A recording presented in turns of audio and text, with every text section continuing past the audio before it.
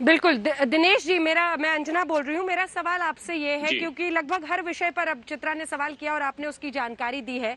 तमाम मुख्यमंत्रियों ने 15 मई तक, जैसा पीएम ने कहा था, उन्होंने अपने अपने सुझाव दिए थे। अब दिल्ली के मुख्यमंत्री अरविंद केजरीवाल का कहना है कि अब जब वो गाइडलाइंस देख रहे हैं तो वो बाय एंड लार्ज लगभग वैसे ही हैं जैसा उनकी मांग थी, राज्य सरकारों की मांग थी। क्या आपकी नहीं, सरकार भी, उत्तर प्रदेश की सरकार, ये चाहती थी कि यही लगभग हो जो गाइडलाइंस में है, इंटरस्टेट ट्रैवल की बसों से इजाजत हो? क्या आपने भी कहा था कि जो जो बड़ी बातें हम पूरे गाइडलाइंस में देख रहे हैं कि राज्यों के हाथ में ज्यादा अधिकार हो जोन्स के आइडेंटिफिकेशन को लेकर, क्या यूपी सरकार भी यही चाहती थी कि राज्यों को ज्यादा अधिकार मिले? देखिए मैं क्या चाहती थी इस प्रश्न पे तो मैं आपको स्पष्ट जवाब इसलिए नहीं दूंगा कि वो मंत्रिमंडल के बीच की और प्रधानमंत्री और मुख्यमंत्री के बीच की जो वार्ता थी वो मैं सार्वजनिक नहीं कर सकता, लेकिन इतना मैं कह सकता हूं कि उत्तर प्रदेश सरकार और केंद्र सरकार एक टीम इंडिया की भांति काम कर रही है और हम केंद्र सरकार के पूरक बन के यहाँ पर काम करते हैं। केंद्र जो दिशा निर्देश तय करता है, उत्तर प्रदेश सरकार उसका पालन भी करती है और उसके पालन के साथ साथ उसमें जो भी हम और जोड़ना चाहते हैं, केंद्र सरकार से हमें शर्त उसकी अनुमति भी मिल जाती है। इसलिए किसी प्रकार का व्युत्क्रम यहाँ हमारे और केंद्र सरकार के बीच में नहीं है। हमने जो अपेक्षाएं करी थी, जो आज भी हमारी अपेक्षाएं हैं, मुझको लग रहा है केंद्र सरकार ने सबसे परामर्श करके जो एक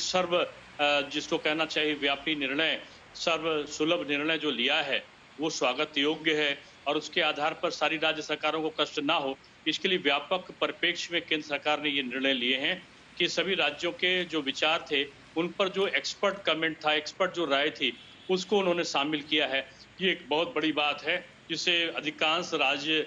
संतुष्ट हैं।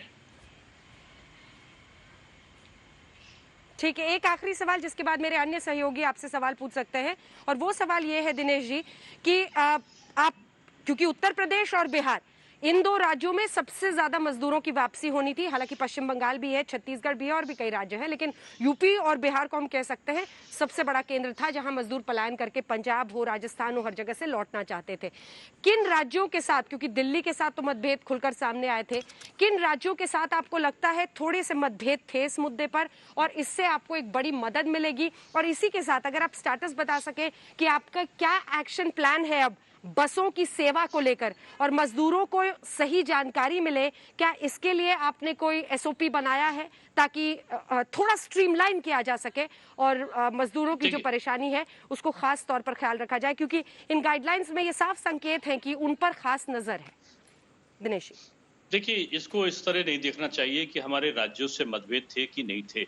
बल्कि कुछ राज्यों के साथ में बहुत अच्छा समन्वय था और कुछ राज्यों से और अच्छे समन्वय की हमें अपेक्षा थी, जैसे महाराष्ट्र है।